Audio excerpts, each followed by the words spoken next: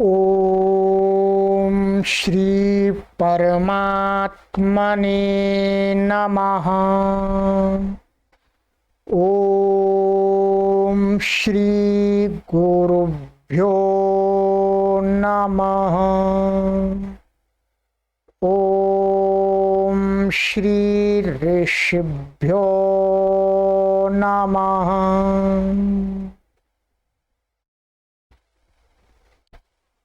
ओम असतो मा सद्गमय तमसो मा ज्योतिर्गमय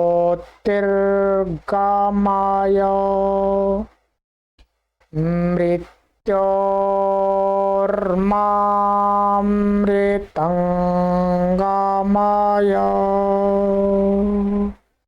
मृत्योर्मामृतंगमय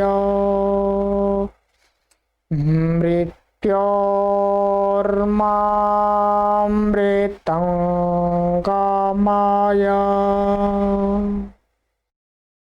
ओम शांति शांति शांति। सर्वेभ्यो नमः। आप सभी को सादर प्रणाम। मित्रों, गुरु पूर्णिमा के पावन पर्व पर आप सभी प्रबुद्ध जनों के लिए आत्मीय शुभकामनाएं प्रेषित करता हूं। मित्रों, आज संपूर्ण भारत देश के अंदर तथा भारत से बाहर सत्य सनातन वैदिक संस्कृति को अपनाने वाले लोग जहां भी जिस भी देश में रहते हैं, वहां सब जगह गुरु पूर्णिमा का पावन पर्व मना रहे। मित्रों, यह पर्व वर्ष में एक बार आता है और इस पर्व की महत्ता सभी मनुष्यों के जीवन में है। प्रत्येक मनुष्य को अपने जीवन में कोई न कोई गुरु बनाना पड़ता है, अर्थात प्रत्येक मनुष्य को अपने जीवन में शिक्षा प्राप्ति के लिए किसी गुरु को बनाना पड़ता है, जिसको आप शिक्षक कहते हैं, आचार्य कहते हैं।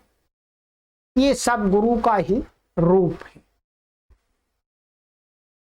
आइए मित्रों, यह देववाणी संस्कृतम यूट्यूब चैनल मुख्य रूप से संस्कृत भाषा के लिए कार्य करता है,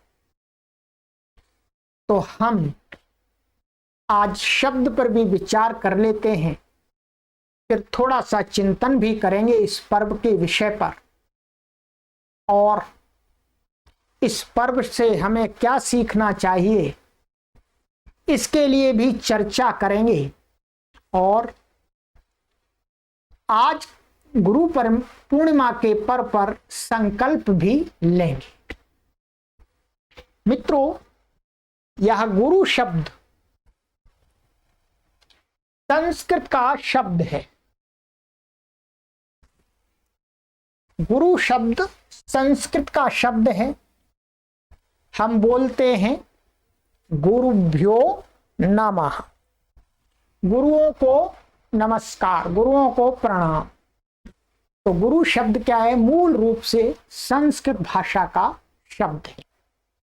संस्कृत भाषा का ये शब्द कैसे बना है और इसका क्या अर्थ हमारे आचार्यों ने किया है, आइएगा थोड़ा सा जान लेते हैं। मित्रों, गुरु शब्द की व्युत्पत्ति महर्षि पाणिनि जी ने अपने उपदेश उणादि कोश नाम का एक पुस्तक है, उसमें एक सूत्र के माध्यम से की है। यह सूत्र है कृग्रो रुच्च। उणादि है, उसका प्रथम पाद का 24वां सूत्र है, आप देख लीजिए। महर्षि पाणिनि कहते हैं कि गुरु शब्द में ग्री धातु है और उण प्रत्यय है। ग्री धातु का जो अर्थ है वह अर्थ ही गुरु शब्द के अंदर आता है, और वह अर्थ जिसके अंदर भी घटित होता है वह ही गुरु होता है। मित्रों, जब हम सिद्धि पर विचार करते हैं शब्द पर, कि ये जो शब्द में प्रत्यय किस अर्थ में हुआ है, तो अर्थ निकल के आता है। आप देख लीजिएगा, आप सभी संस्कृत के पाठक हैं, आपके ज्ञान वर्धन के लिए भी बता रहा हूं। कहते हैं गृणाति उपदिशति वेद शास्त्र विद्याम आचारम च सह गुरुः आचार्यः पिता वा सर्वेषां गुरुत्वाद ईश्वरः। कहते हैं कि जो व्यक्ति गृणाति माने उपदेशति, उपदेश करता है, बताता है, सिखाता है। क्या सिखाता है? वेद शास्त्र विद्या। वेद जो शास्त्र हैं, ऋग्वेद, यजुर्वेद, सामवेद, अथर्ववेद, 4 वेद हैं। ईश्वरीय वाणी जिसको कहा जाता है, अनादि काल से अनंत काल तक रहने वाला ज्ञान है। उस वेद शास्त्र की विद्या को, अर्थात वेद शास्त्र के अंदर क्या क्या बातें हैं, क्या क्या विषय हैं, उनका जो उपदेश करता है अथवा आचार माने और आचरण को सिखाता है, श्रेष्ठ आचरण को सिखाता है, मनुष्य के कर्तव्यों के प्रति जागरूक बनाता है, वह गुरु, वह गुरु होता है। ये महर्षि पाणिनि जी कहते हैं। अथवा वह आचार्य होता है, उसको आप आचार्य भी कह सकते हैं। अथवा पिता भी हमें उपदेश करते हैं। पिता ने यदि वेद आदि शास्त्रों को पढ़ा है तो वो हमको पढ़ाते हैं, अच्छे आचरण की शिक्षा सिखाते हैं, इसलिए पिता भी गुरु कहा जाता है। और कहते हैं सर्वेषां गुरुत्वात् ईश्वरः, और सबका गुरु होने से, सबसे महान होने से वास्तव में ईश्वर भी गुरु है। ईश्वर को भी गुरु कहा गया है शास्त्रों के। अब आप मित्रों गुरु शब्द का अर्थ जान गए होंगे कि गुरु किसको कहना चाहिए। गुरु उसको कहना चाहिए जो आपको वेद विद्या को सिखाता है, जो आपको श्रेष्ठाचरण की शिक्षा देता है, उसको आपको गुरु कहना है। ये ध्यान रखिए। और मित्रों इसमें ही हम थोड़ा सा कबीरदास जी की वाणी पर भी विचार कर लेते हैं। कबीरदास जी की वाणी हमको अच्छी लगती है। उन्होंने बहुत अच्छी अच्छी बातें बताई हैं अपने दोहों के माध्यम से। कबीरदास महाराज जी ने अपने दोहावली में जो उन्होंने दोहे बनाए हैं, उसमें एक गुरु के लिए दोहा दिया है। और भी कई दोहे हैं, परंतु उसमें एक दोहा है जो गुरु शब्द की परिभाषा को परिभाषित करता है। कबीरदास जी कहते हैं कि गु अधियारी जानिए रू कहिए प्रकाश, मिटे जाने जान दे गुरु नाम है तास। कबीरा गुरु नाम है तास। बहुत सुंदर कहा सरल भाषा में कि गुरु शब्द में जो गु है उसका नाम जानिएगा अंधियारी, माने अंधकार, अज्ञान। अंधियारी का अर्थ है अज्ञान। और रू कहिए प्रकाश, और गुरु शब्द में जो रू है उसको जानिएगा प्रकाश। प्रकाश माने ज्ञान, ध्यान दीजिएगा। गुरु शब्द में गु का अर्थ कर दिया कबीरदास महाराज जी ने, गु माने अज्ञान, अंधकार, और रू का अर्थ कर दिया प्रकाश अर्थात प्रकाश अर्थात ज्ञान। कहते हैं मिट अज्ञाने ज्ञान दे। अब आ गया अंधियारी माने मिट अज्ञाने ज्ञान दे। जो व्यक्ति अज्ञान को मिटा करके ज्ञान दे, अज्ञान का नाश करके ज्ञान को प्रदान करे, अज्ञान के संस्कारों को पैनी कुल्हाड़ी से काट करके ज्ञान रूपी अमृत को प्रदान करे। गुरु नाम है तास कबीरा, गुरु नाम है तास। गुरु उसी को कहना चाहिए, उसी का नाम गुरु है। बहुत सटीक परिभाषा दी सरल शब्दों में। मित्रों, जो हमारे अज्ञान रूपी संस्कार का नाश करके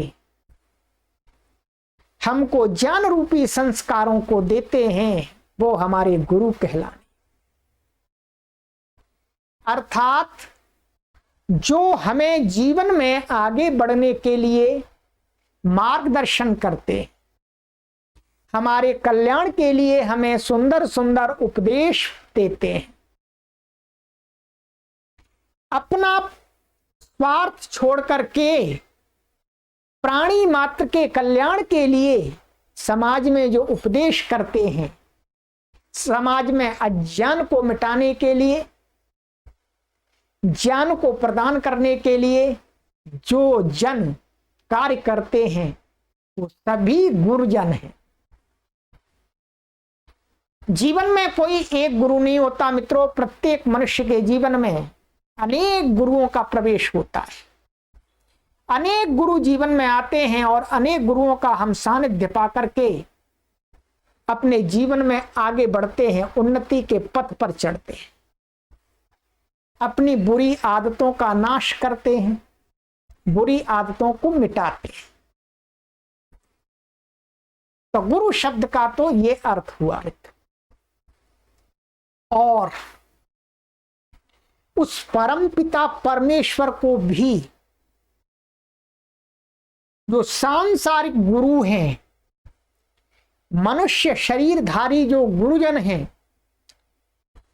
उनसे भी बड़ा गुरु बताया है योग दर्शन में महर्षि पतंजलि ने। महर्षि पतंजलि महाराज जी कहते हैं कि सूत्र है ये योग दर्शन का, सा पूर्वेशामपि गुरु कालेना वच्छेदा। मित्रों, महर्षि पतंजलि जी कहते हैं कि साह माने वह ईश्वर, वह निराकार सत्ता, वह परम सत्ता, वह भगवत सत्ता,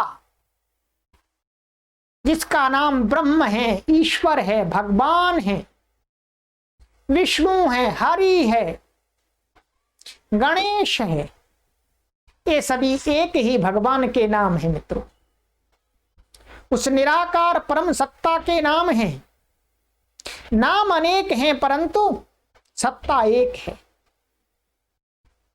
कहते हैं कि वह परम पिता परमेश्वर ब्रह्मा, विष्णु, महेश, हरि, कहते हैं शिव, वह पूर्वेशाम माने जितने भी आज तक पहले के गुरुजन हुए हैं उनका भी गुरु है। कालेना अवच्छेदात, कालेना नवच्छेदात, यहां न छूट रहा है, माने निरंतर काल के प्रवाह से, निरंतर काल जुड़े रहने से, अर्थात मेरे गुरुजी फिर उनके गुरुजी फिर उनके गुरुजी, ऐसे अंत में हम जाएंगे तो सबसे अंत में कौन आएंगे?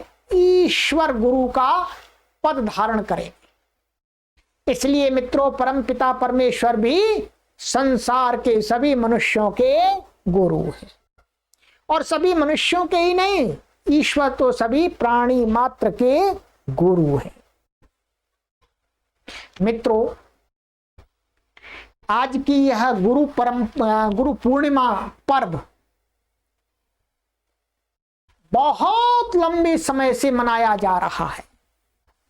इस गुरु पूर्णिमा के पर्व में मित्रों ध्यान दीजिएगा, गुरु और शिष्य का मिलन होता है। जब तक शिष्य नहीं है तब तक गुरु नहीं है, ध्यान दीजिएगा। और जब तक गुरु नहीं है तो शिष्य भी नहीं। गुरु शिष्य मिलकर के एक दूसरे की उन्नति करने का संकल्प लेते हैं गुरु पूर्णिमा के अवसर पर। ये हमारी परंपरा रही है, ये प्राचीन परंपरा रही है। हमारे आचार्यों के द्वारा, हमारे संत जनों के द्वारा, हमारे साधु जनों के द्वारा, ये कहिएगा बहुत लंबे काल से इस सनातन की भूमि, भारत भूमि पर चली आ रही है। अखंडित रूप से, खंडित नहीं हुई मित्रों। उसी गुरु शिष्य परंपरा में मैं भी हूं, और उसी गुरु शिष्य परंपरा में आप सभी मेरे प्रिय पाठक जन भी। मैं किसी का शिष्य हूं तो आप भी किसी के शिष्य हैं।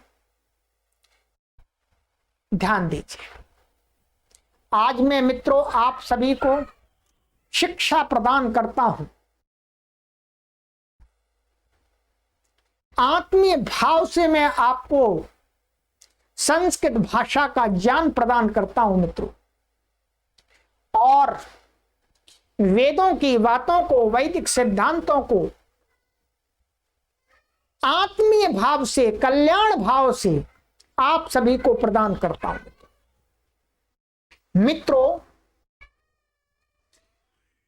गुरु शिष्य परंपरा में मैंने जैसा कि बताया आपको कि गुरु शिष्य की जो परंपरा है वो इसलिए बनाई गई है कि इसमें गुरु और शिष्य दोनों उन्नति के मार्ग पर चले। इस गुरु शिष्य परंपरा में हमें ध्यान रखना होता है कि गुरु कभी भी उच्छृंखलता का व्यवहार ना करे। इस गुरु शिष्य परंपरा में शिष्यों को ध्यान रखना होता है, छात्रों को ध्यान रखना होता है कि वे कभी भी उच्छृंखलता का परिचय ना दें।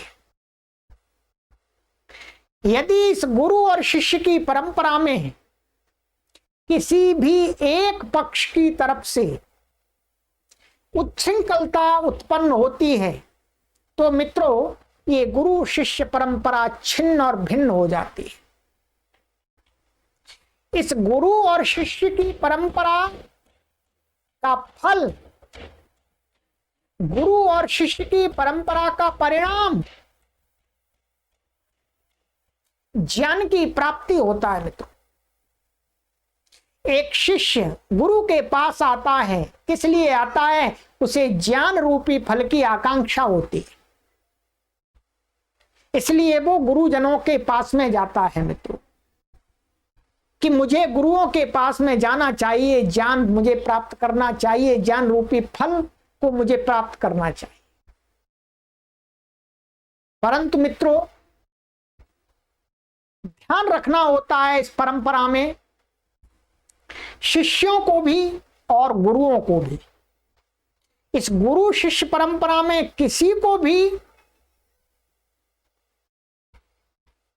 उन्मुक्त नहीं किया है, सीमा के अंदर बांध के रखा गया।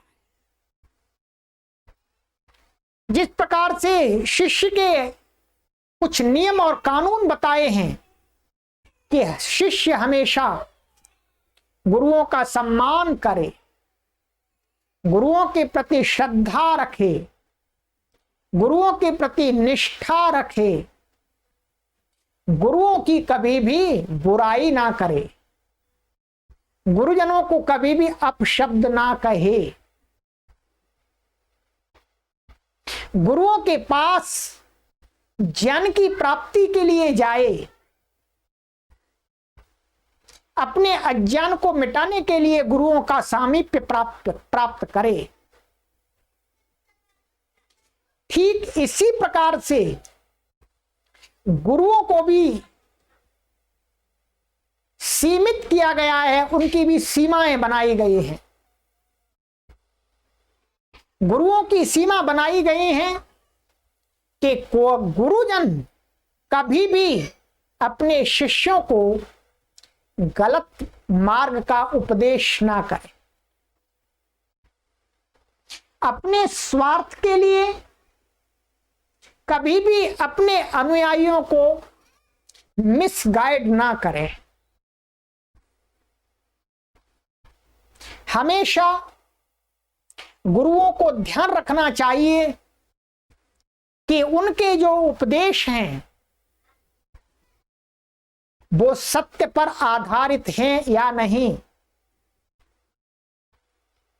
सत्य सनातन वैदिक परंपरा को फॉलो करते हैं अथवा नहीं, ऋषियों के द्वारा प्रणीत शास्त्रों के अनुकूल हैं या नहीं, उनकी अंतरात्मा प्रसन्नता के साथ शिष्यों के कल्याण के लिए आवाज देती है या नहीं, इस बात का ध्यान रखना होता है गुरुजनों को। गुरुओं को हमेशा ध्यान रखना चाहिए कि किसी भी बात का उपदेश करें मित्रों तो अपनी अंतरात्मा को पूछें कि मैं जो ये उपदेश कर रहा हूं ये कहीं स्वार्थ के वशीभूत होकर के तो नहीं कर रहा हूं, दो पैसे के लोभ में तो मैं गलत उपदेश अपने शिष्यों को नहीं कर रहा हूं, मैं अपने शिष्यों को सत्य मार्ग से हटा करके असत्य के मार्ग पर तो नहीं ले जा रहा हूं। इस बात का विचार करके उपदेश करना चाहिए। हमेशा पहले विचार करके कि कहीं ये मेरे इस उपदेश से मेरे जो अनुयायी हैं उनके अंदर गलत परंपरा तो नहीं पड़ जाएगी, मेरा शरीर तो नश्वर है, मैं तो नाश को प्राप्त हो जाऊंगा, अधिक से अधिक 100 वर्ष तक जीऊंगा, परंतु मेरे द्वारा जो बताया गया मार्ग है यदि वो गलत मार्ग हुआ तो वो हजारों लाखों साल तक आगे आने वाले लोगों को भटकाव पैदा करता रहेगा, उस भटकाव का जो पाप लगेगा वो मुझे लगेगा। इस बात का विशेष रूप से गुरुओं को ध्यान रखना होता है। गुरुओं को हमेशा अपनी अंतरात्मा से और ईश्वर को साक्षी मान करके अपना उपदेश करना होता है कि मैं निस्वार्थ भाव से अपने स्वार्थ को छोड़ करके प्राणी मात्र के कल्याण के लिए उपदेश करूंगा, मैं धन का लोभ नहीं करूंगा, मुझे धन के पीछे नहीं भागना है, मुझे आइश आराम के पीछे नहीं भागना है। मेरा जीवन तपस्वी जीवन होगा, मैं तपस्वी जीवन जीऊंगा और अपने शिष्यों को, अपने अनुयायियों को हमेशा सत्य मार्ग बताऊंगा, सत्य बात बताऊंगा, वेदों के अनुकूल बात बताऊंगा, उपनिषदों के अनुकूल बात बताऊंगा, ऋषियों के अनुकूल बात बताऊंगा। ये गुरुओं की सीमाएं निश्चित की गई हैं। इस प्रकार की सीमाएं जब गुरु और शिष्य मिलकर के आचरण में लाते हैं तो गुरु और शिष्य दोनों का कल्याण होता है और संसार में ज्ञान का प्रकाश होता है। ध्यान रखिए, यदि आप गुरु हैं तो आपको हमेशा ध्यान रखना होगा कि आपकी बातों से कोई पाखंड नहीं फैलना चाहिए, अधर्म नहीं फैलना चाहिए, अज्ञान नहीं फैलना चाहिए, लोगों के मन में भटकाव पैदा नहीं होना चाहिए। ध्यान रखिएगा, हमेशा अपने अनुयायियों को, अपने फॉलोअर्स को ज्ञानी बनाइएगा। मन में कामना कीजिएगा कि मेरे जो अनुयायी हैं वो मुझसे भी बड़े ज्ञानवान बन जाएं, मुझसे भी बड़े ज्ञानी बन जाएं, मेरे से भी अधिक ज्ञान प्राप्त करें। ये गुरु की सीमा बताई गई है कि गुरु इस सीमा के अंदर रह करके कार्य करे और इसी प्रकार से शिष्यों को भी सोचना चाहिए, चाहे मैं गुरुजनों से भी अधिक ज्ञान प्राप्त कर लूंगा परंतु हमेशा गुरुजनों के समीप जाकर के उनके साथ में नमन ही करूंगा, उनको नतमस्तक ही होऊंगा, उनको प्रणाम ही करूंगा। इस प्रकार की हमारे गुरु जनों ने ये शिष्य परंपरा, गुरु शिष्य परंपरा बनाई है।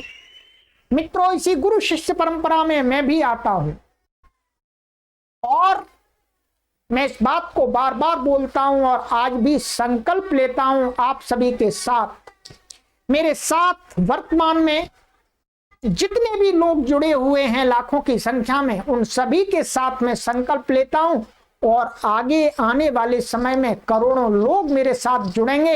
उन सभी के साथ मैं संकल्प लेता हूं कि मित्रों, मैं कभी भी अपने पाठकों को मिसगाइड नहीं करूंगा, कभी भी लालच के वशीभूत होकर के आपको गलत बात नहीं बताऊंगा। हमेशा 100% ईमानदारी के साथ मैं अपना कार्य करूंगा।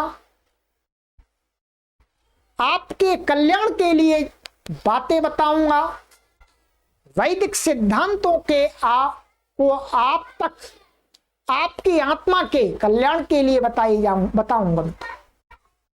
कभी भी मैं किसी भी प्रकार का अपने पाठकों के साथ में छलावा नहीं करूं।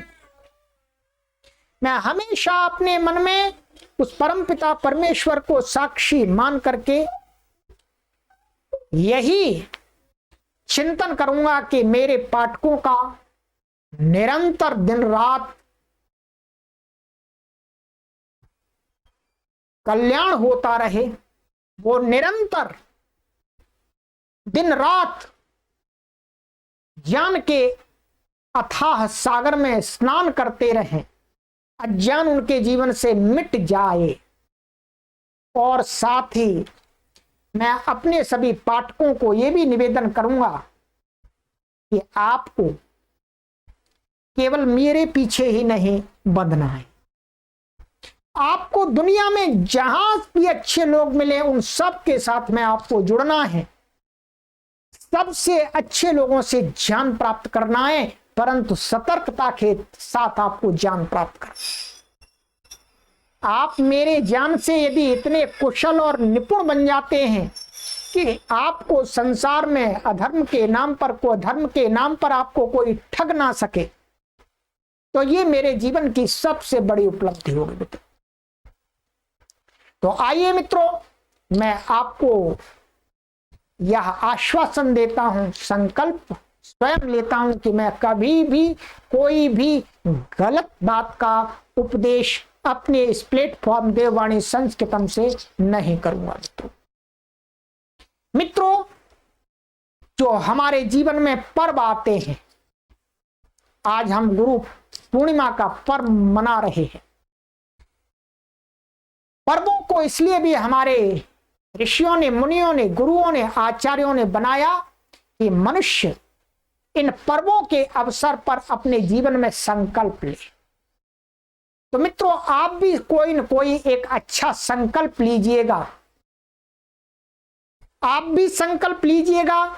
आप सबसे पहला संकल्प ये लेंगे कि आपको अपना बुद्धि का स्तर, बौद्धिक स्तर इतना अच्छा कर लेना है, इतना तार्किक बना लेना है कि दुनिया में आपको कोई ठग ना सके। ये आपको संकल्प लेना है।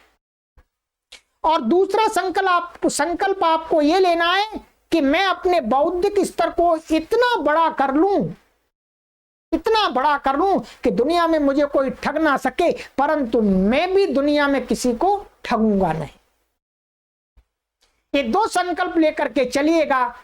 और तीसरा संकल्प में जोड़ लीजिएगा कि मैं हमेशा ज्ञान की प्राप्ति करता रहूंगा, ज्ञान की प्राप्ति के लिए प्रयासरत रहूंगा।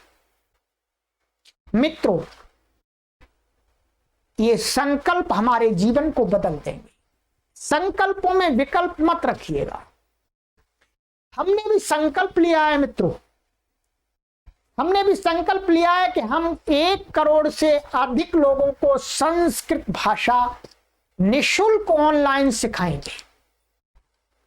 और इस संकल्प को आज फिर मैं आपके समक्ष पुनः दोहराता हूं कि मैं अपने जीवन में 1 करोड़ से अधिक लोगों को ऑनलाइन निःशुल्क संस्कृत शिक्षण प्रदान करूंगा।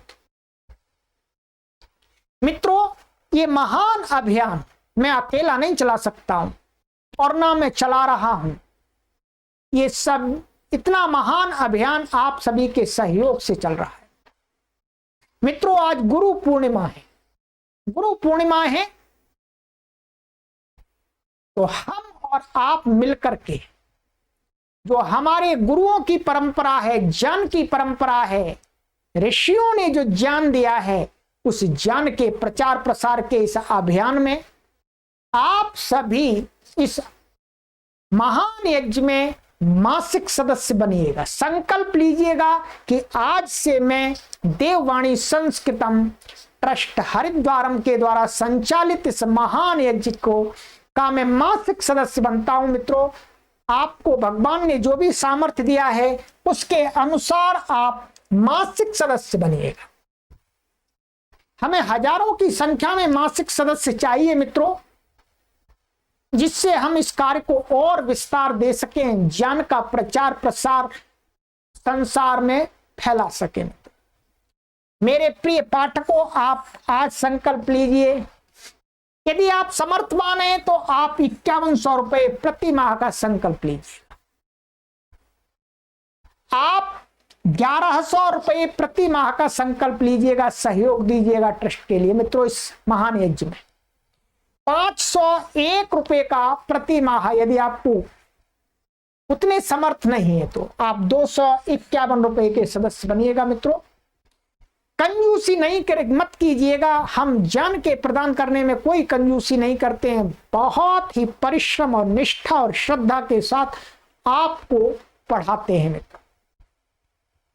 धनार्जन के लिए नहीं, ज्ञान प्राप्त कराने की दृष्टि से। मित्रों, हम एक ऐसी योजना बनाने जा रहे हैं, उस योजना पर कार्य कर रहे हैं। आपसे हम निवेदन कर रहे हैं कि आप गुरु पूर्णिमा के पावन पर्व पर सदस्य बनिएगा मासिक। उसके पीछे एक उद्देश्य है हमारा। हम 1000 पाठकों की निःशुल्क आवासीय व्यवस्था की योजना तैयार की जा रही है इस अभियान में, जहां पर 1000 पाठक निःशुल्क रह करके अध्ययन कर सके। मित्रों, ऐसी हम व्यवस्था की योजना बना रहे हैं और ये योजना आपके माध्यम से मित्रों पूरी होगी, जहां पर विश्व के किसी भी देश से आकर के लोग इस संस्थान में रह करके भी संस्कृत भाषा को सीख सकेंगे, वैदिक सिद्धांतों को सीख सकेंगे। इसके लिए मित्रों आप सहयोग कीजिएगा।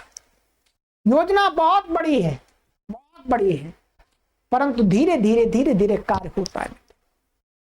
कोई भी महान कार्य एक दिन में नहीं होता है, कोई भी महान यात्रा एक दिन में नहीं होती है, ये धीरे धीरे होते हैं, क्रमानुसार होते हैं। तो मित्रों, आप इस महान अभियान में भाग लीजिएगा। मैं आपका शिक्षक होने के नाते, आचार्य होने के नाते आपसे यही निवेदन करूंगा कि आप स्वयं का और अन्यों का कल्याण करें। मैं स्वयं का तथा अन्यों का कल्याण करूं, यही इस जीवन की चरितार्थता है। इस जीवन की सफलता यही है। केवल अपना ही उत्थान कर लेना मात्र जीवन की सफलता नहीं है। तो आइए मित्रों, आप इस व्हाट्सएप से जुड़ जाइएगा और इस योजना में सम्मिलित हो जाइएगा। हम निरंतर प्रतिदिन आपको ज्ञान की वृष्टि करते रहते हैं। मित्रों, इस गुरु पूर्णिमा के पावन पर्व पर मित्रों, मैं आप सभी को पुनः अनेक शुभकामनाएं प्रेषित करता हूं। परमपिता परमेश्वर से आपके उत्तम स्वास्थ्य, सुखमय जीवन, शांतिमय जीवन, मंगलमय जीवन के लिए प्रार्थना करता हूं। परमपिता परमेश्वर आपको उत्तम स्वास्थ्य प्रदान करे, आपका जीवन मंगलमय, सुखमय, शांतिमय हो। इतना ही कहते हुए मित्रों, मैं आपसे निवेदन करूंगा कि हम और आप मिलकर के ऋषियों के ज्ञान को संपूर्ण विश्व के अंदर प्रसारित कर दें। आज के इस टेक्नोलॉजी के युग में आप सभी श्रेष्ठ पवित्र आत्माओं को मैं प्रणाम करता हूं। सर्वेभ्यो नमः।